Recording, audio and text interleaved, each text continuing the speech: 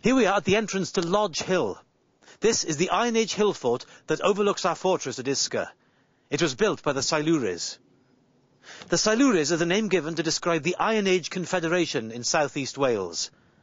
Amongst other things, they made sophisticated metalwork.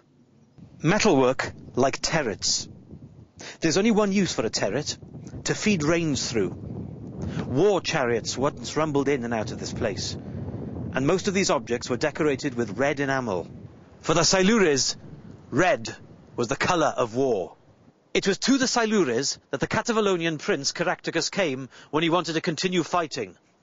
And even when we caught him, they continued fighting for another 25 years, during which time they defeated an entire legion. Here we are inside the hill fort at Lodge Hill. Recently, archaeologists found evidence for roundhouses built over here, in which the Silures lived, and a rectangular storage building.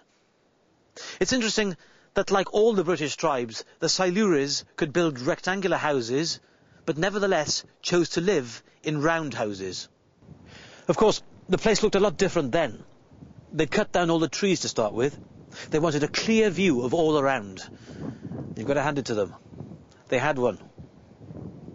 These earthworks were covered with stone. Remember, they've been eroded for over 2,000 years.